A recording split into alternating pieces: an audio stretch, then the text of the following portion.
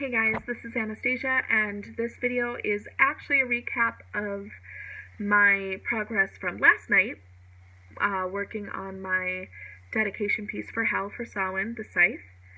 Last night was my time to shatter some mirrors, and I had this all worked out. I was going to do two videos, one kind of explaining the process, my thoughts on it, all that lovely witchy ramble stuff that you know I go into.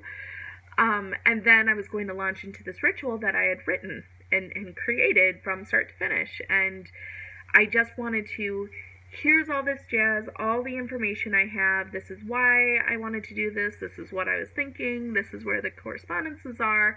Okay, now all that's done, here's the ritual. Boom. Just go through it. I don't want to stop. I just want to do this. Funny thing. There are certain things that we do in our practices that aren't supposed to be shared. And I am a very stubborn woman. So if I look at something and go, dude, I would love to see someone's take on this. I think this is interesting. I'm going to share this. And it's like, oh, but this might be a very personal thing and maybe it should be kept to just myself. No, I can share. During the introduction video where I was simply just saying, so this is what I'm going to do, this is where my mind was. I got through maybe about 10 or 15 minutes, which, I mean, in a couple of videos I got through like 10 or 15 minutes. I tried the video at least, I'd say at least 10 times, and every time something would go wrong. My phone would shut off. With no reason. It's hooked up to my charger right now, so it's not like it's running out of battery. Suddenly, it wouldn't even record. And suddenly, it's like, nope, not doing it. It would let me go like a couple minutes, and then it would say, sorry, you're out of storage. It's like, wait, what do you mean I'm out of storage? So, at that point, like after the 10th time of my phone saying, nope, not doing it, I went, I wonder if I'm not supposed to share this ritual. So I wasn't able to get a video of it. But after a day of thinking about it and kind of meditating on it, and my phone hasn't shut itself off yet, knock on wood, I can share some of the insights that I got from last night. So last night was the mirror shattering. And I think I went into this a bit when I kind of went into the dedication, and it was a rambly video. Shattering a mirror, for me, is very, very much connected to my work with health so far. This past year especially has been very much about shattering perceptions, especially my own. And that's my own perceptions on myself, my own perceptions on others, my own perceptions of this world. There's a lot of things that I chose to turn a blind eye to.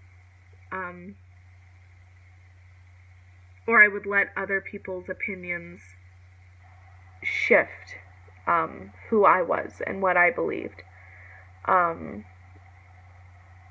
really ridiculously shallow and insignificant reasons, I allowed this. And then even I would suddenly start to feel envious and jealous and spiteful about really stupid stuff. But in my mind, it turned into, but they don't deserve this. They haven't suffered. They haven't gone through this. They haven't gone through that. Who the heck am I to judge what people have been through? That's not me. That's not my energy. But it was. It totally was. And so in March, I had all this kind of chaos and negativity and needlessness kind of all around me, forming this like shell, this egg. And hell, I just kind of looked at it and went, okay, we're not doing this. Boom. and everything kind of fell apart. And at the time, I tried to be very positive about it. And I think in May, I kind of cracked and went, I can't be positive about it. There's no positivity here. And for some reason, when I started looking at smashing mirrors, I found this kind of kinship between that destructive few months where, you know, I tried to be positive and, oh, but through destruction comes rebirth, so let's open up and just embrace this, and let's look at these shadows, and let's figure this shit out. And it's not the first time I've done this. I should know by now. That's not how life is. That's not how this works. But I know better now because I'm smarter and I'm older and I'm more wise. And no, I'm not. At least I wasn't. Because no, that's not what happened. It's very easy to approach destruction in kind of this, or think about destruction in kind of this very Zen-like manner. But when you're faced with it, it's a whole different animal. And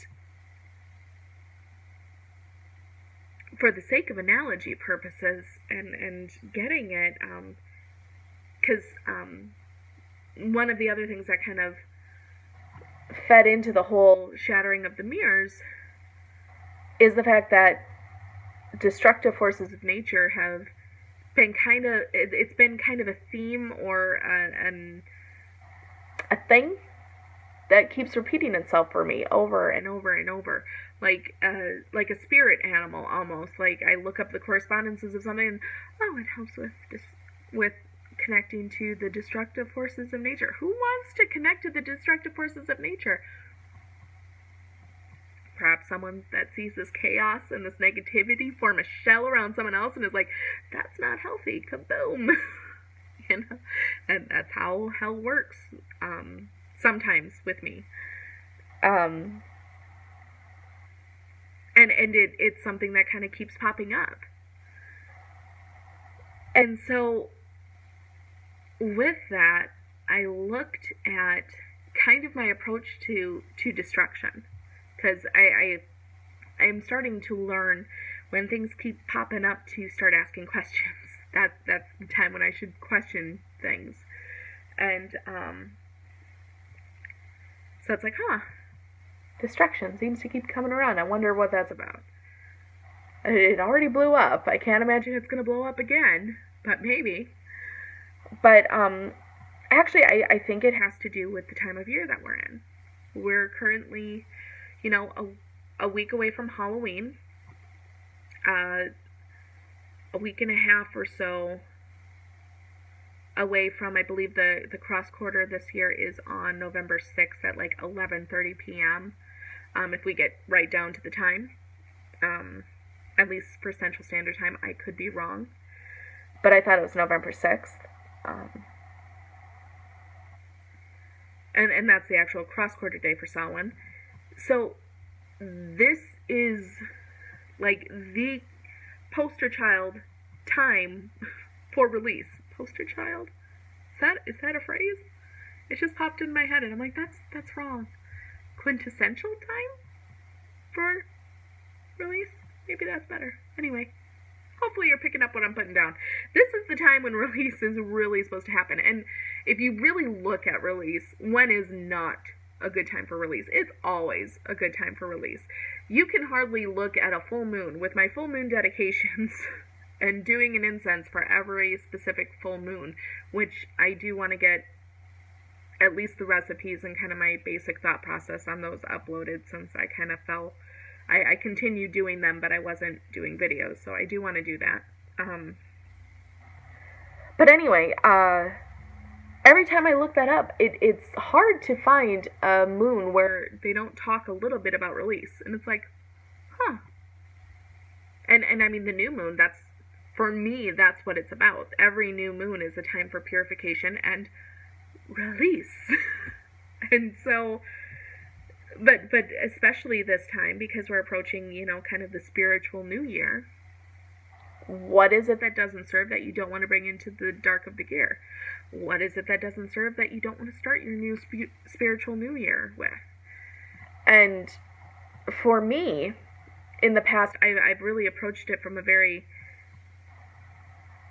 warm and fuzzy, positive, love and light kind of way. And I'm not belittling that mind frame, because there are some beautiful, beautiful, beautiful ways of cleansing yourself and really connecting and communing with the universe around you in a very love and light, warm and fuzzy, positive kind of way.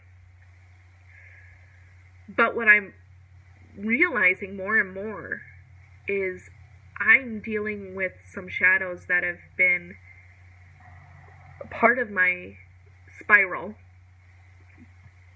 since I was my daughter's age, since I was 5. I don't think a walk in the woods and letting the wind blow over me is going to take away the pain that I have felt for over 30 years. It's just not. I've sat here and told myself certain things for over 30 years. It's not going to go away with 1 or 2 or 20 even ritual baths. It might for other people, but it hasn't been for me. And that's been a very hard thing for me to realize and even fess up to, because on some level, these are all very traditional ways of letting go. And when I tried to do those traditional ways of letting go, it wasn't working. So my mind, instead of, okay, well, that doesn't work, what will? I know logically that's the reaction I should have. But if I'm honest with myself, even though I might put on that front of, okay, well, that didn't work, what's next? Let's try something different. Deep down, the question that is ringing in my ears is, what is wrong with me? Most people can wave their sage wand around them and say, negativity, you have no hold here. I banish you with my light and grace, and boom, it's gone. It's taken care of. Flush. It's done. And yet when I try to do something, and even when I make a ritual out of it, it's still very much in control of me.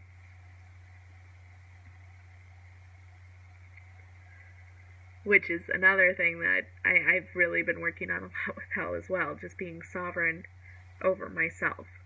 Because I let a lot of myself be dictated to me from others. But that's another video for another time. But anyway, so I'm shattering these mirrors because it feels like the right thing to do. It connects to hell. And it's something I really have given a lot of thought on, and it all came back, yes, yes, yes, do it. And the time comes to do it, and I realize this would be a great way to cleanse myself. This would be a great release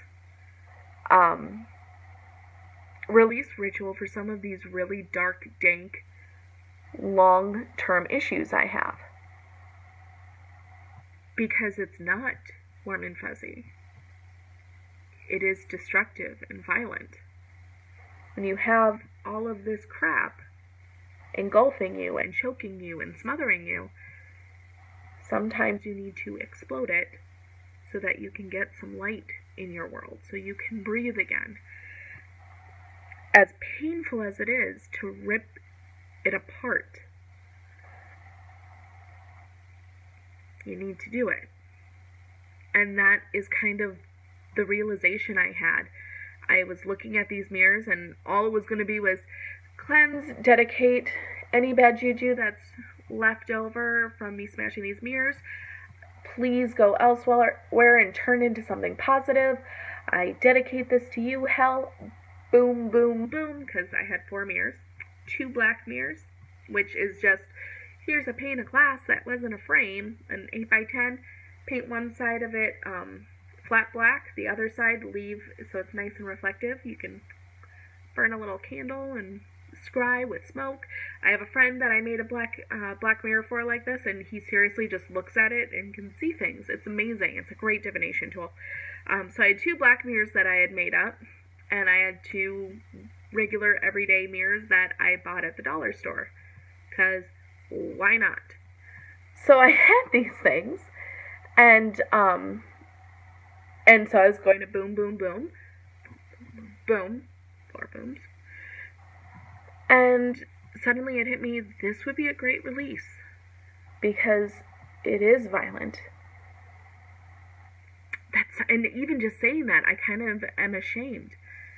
And that was kind of my feeling even last night. I was looking at this and saying, like, part of me was like, yes, this is perfect. This is what I need to do, because the warm and fuzzy love and light approach of cleansing isn't getting rid of this real gunge that is just ingrained within me. Maybe doing something a bit more Hegelaz. I still struggle to say that rune's name. Or Tower from the tarot deck. You know, just blow it up and shatter it. It's one thing to talk about shattering perceptions and illusions metaphorically. You are literally doing that. Let's do it. Go the full 9 yards. Half of me was all for that. And the other half of me was like, but that's not what a witch is. A witch is supposed to be positive and love and light and this and that. And it's very easy to say, no, a witch is supposed to be balanced, because I do believe in that. I know some don't. Some people work only with the light, and some prefer the dark. I like working with both. I am learning, although it scares me, I am learning to appreciate and understand the shadow a bit more. But then I also do feel comfortable with the white or the light. Sorry. So when I look at something that is kind of dark, it depends on the type of darkness for me. And doing something that's destructive and perhaps maybe violent, that gets icky for me. I get ashamed that it kind of is exciting, and like I was amped about this, like I was super excited, and then I like sat there and thought of it. I'm like, what's wrong with me? Why would I be getting excited about shattering glass? Like, that's kind of demented, isn't it? And I think for some maybe it is. But what I realized, since my video didn't work, I couldn't do it. First, I couldn't find my hammer. 2, boom, boom, boom, boom. So I took this huge athame. Well, it's a huge knife that I'm turning into an athame. Sounds ridiculous, but it is what it is. And I took the butt of it, and I was just going to smash. And I couldn't hit it hard enough. I couldn't do it. And at first it was, well, I don't want to make a lot of noise. I'm in an apartment. I don't want to make a lot of noise.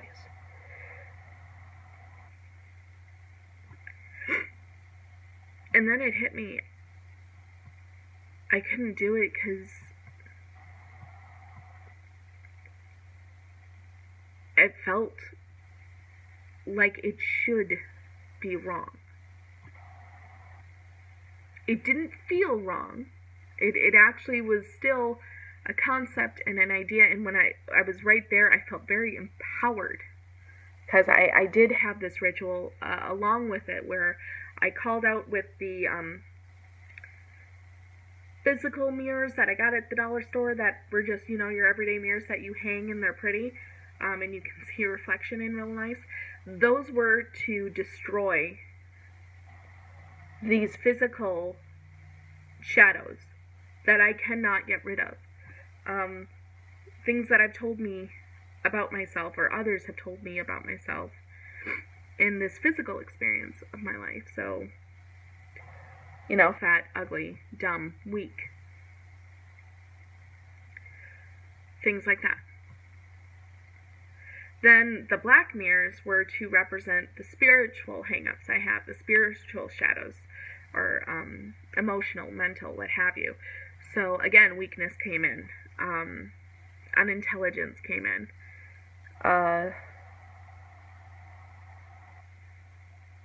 Being superfluous was a big one. I'm a very middle-of-the-road type of person, I've been told. And for me, I'd almost rather... sounds way more dramatic than I mean it to, but I still don't mean it. I don't want to ever be a negative person, because there's just so much energy being wasted there. But at least it leaves an impression, Like, I'd rather have someone not like me than not even notice me. And 9 times out of 10, I have been told I am very invisible. And I think that's why YouTube is such a big thing for me, and why it turned toxic for me, because it became such a thing, because I wasn't invisible anymore. And I realize that sounds way emo and way dramatic, and I am very ashamed admitting those things. I am. But that was what this ritual was for. It was to shatter those, to get it said that I am not these things. And fuck, I'm pissed off that people think that of me.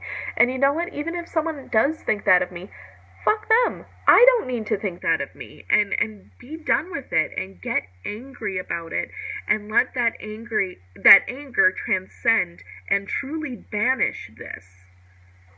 Let there be true release through this destruction. And then I couldn't do it.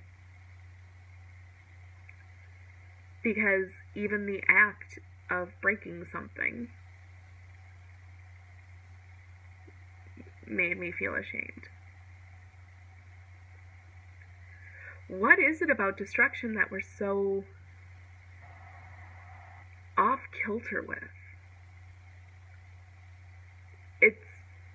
It can be a very negative thing, but good things can come from it, especially if we're looking in a personal way. I've been in terrible relationships before and thought, oh, but I love him. I'm not ready for that with Lily. But I've been there. I've done that. And after the fact, I look at it and go, yikes.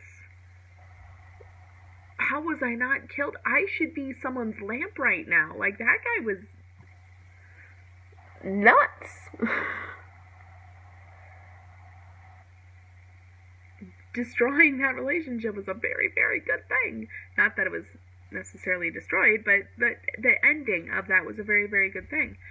And yet, and don't get me wrong, destruction can be terrible. People that let their anger own them, it becomes horrific. But the act I was doing was not that.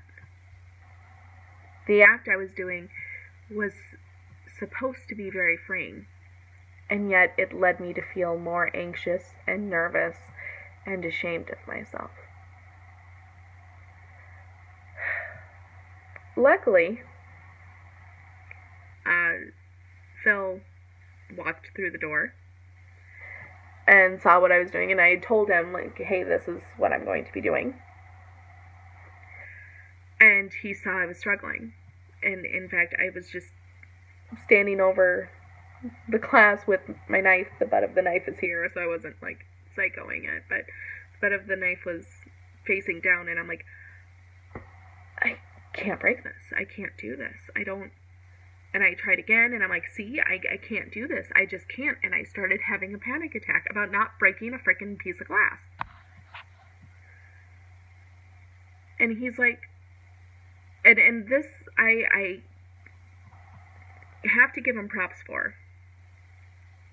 He took the knife from me and said, well, do you want help? You know, I could help. I can at least get it started for you. You know, I don't want to screw up your thing. I understand this is something that's very personal for you. So I don't want to mess you up. But if you need help getting started, I can help. And then you can take over once you feel comfortable. And I accepted his offer, which is very weird for me because I don't like taking help from anyone about anything. I don't.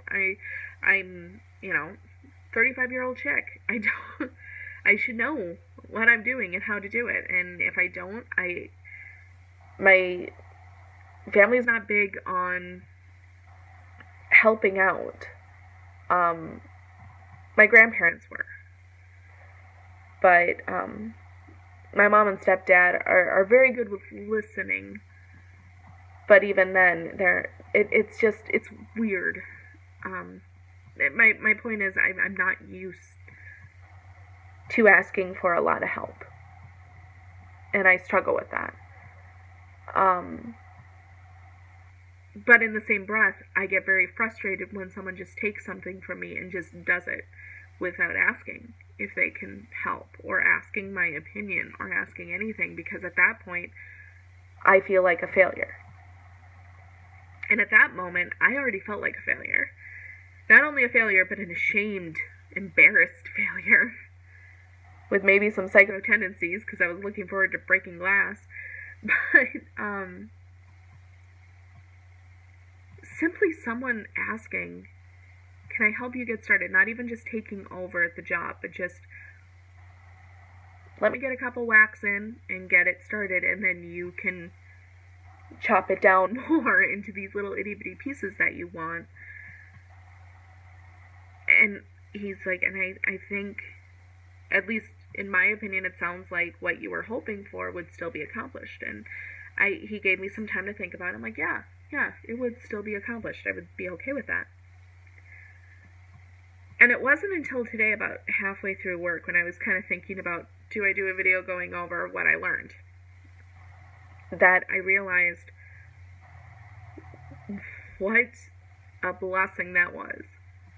Just having someone there, when on the surface it seemed like a really silly thing to get so bent out of shape about, but I really was spiraling in that moment. I was really losing it. So I was vulnerable in front of someone, which is a huge thing. And then that someone actually accepted that without dominating and controlling me. He still allowed me to do what I needed to do. And at that point, I needed to do it. It was a thing.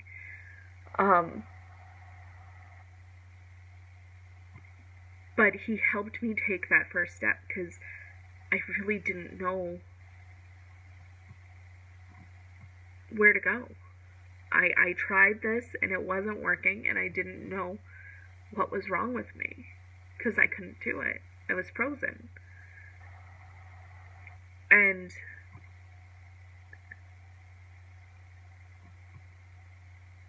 I think that the major point that I think I gleaned from last night was that, well, it was a few things. One, some things are so deep and dark that it needs to be destroyed.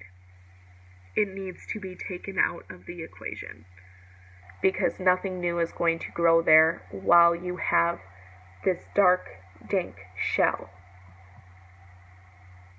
Light can't get in. Air can't get in. The elements can't be a part of that when you are closed off.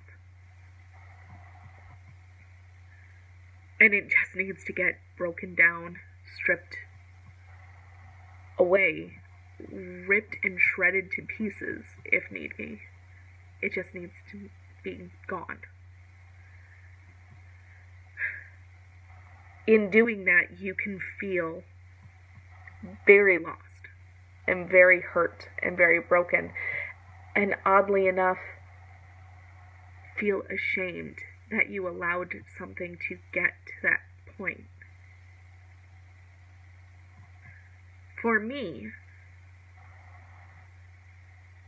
when I get to those points, when I start to feel ashamed of needing to rip something apart so that I can rebuild it again better, more in a positive fashion, I might not know where to start with the tearing down. I might not know where to start with the stripping away of that which doesn't serve, because it just seems overwhelming. Breaking the glass last night seemed overwhelming when I, struck it a couple times and it wasn't breaking. I didn't know what I was doing wrong. And at that point I started to spiral because I seemed like I couldn't do even the simplest of things right. Sometimes when you look at an issue that is all-encompassing, you don't know where to start. You don't know what to do. At those times, we need to let our egos go. I need to let my ego go. I need to forget about being a big girl all the time and holding my own all the time, because sometimes we need help. And I'm not saying play the victim card. I'm not saying, be complacent and just sit back and let someone else do the heavy lifting all the time. But I'm saying let someone grab you a dolly to help you move the heavy furniture. You still do the work. You still do what you need to do. But if you can't start it, if you can't figure out what point to begin unraveling the knot at, maybe let someone grab you a pair of scissors so you can just start hacking away.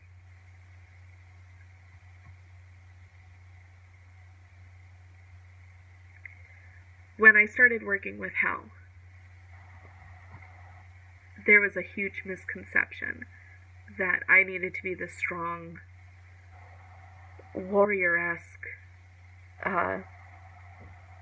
type of woman. I didn't want to do dishonor to her, so I needed to do everything on my own and stand strong and be an example of something better than I was.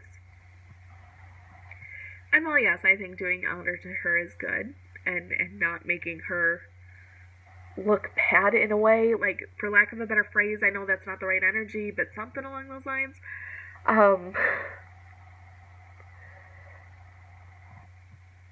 But I thought it was something where I needed to be on my own to do, because she often is alone, I feel. And if she can do it on her own, then I should be able to do it on my own. But last night I took away from what was an amazing personal experience. That it's not about being alone. It's about doing the work. It's about being there and doing what you need to do. She never told me I had to be on my own.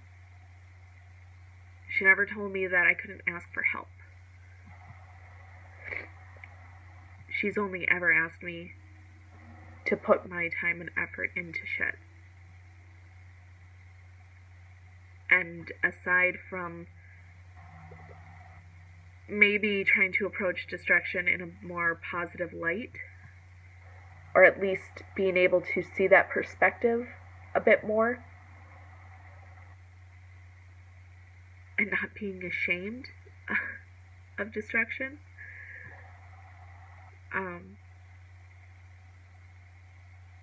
I think that was one of the most important lessons she's taught me to date.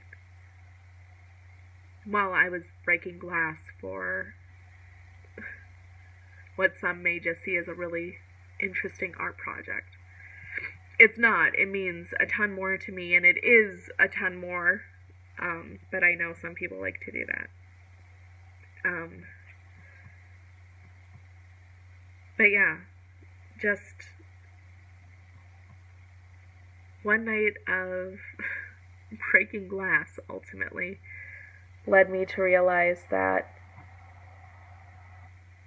I'm not alone, and I shouldn't necessarily be alone.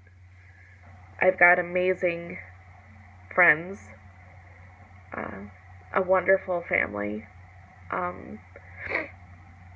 maybe my extended family from time to time is something that we can both work on. But I've got a pretty good support system, and the more I acknowledge that and rely on that, the stronger I will be. Because they're not taking the work off my plate. They're just helping me figure out where to begin with it. Sometimes we just need a little help. So yeah, I couldn't get that video uploaded for you to see all the wonderful spiraling and chaos that ensued, but I thought I'd at least leave you with my takeaway from that night. And yeah, the next video will probably be tomorrow night. I'm actually going to start burning either tomorrow night or Saturday afternoon. We'll see when it fits in. I like the correspondences for both Friday and Saturday for the burning of the wood, but that is the next point, is the burning into the wood, the runes and dedication. And of course, all of that burning will be dedicated to those who have lost their lives with the destructive tragedies that have taken place this year. Again, those destructive forces coming back into play. So yeah, with that, I will end this 40-minute video. Blessed be. Bye, guys.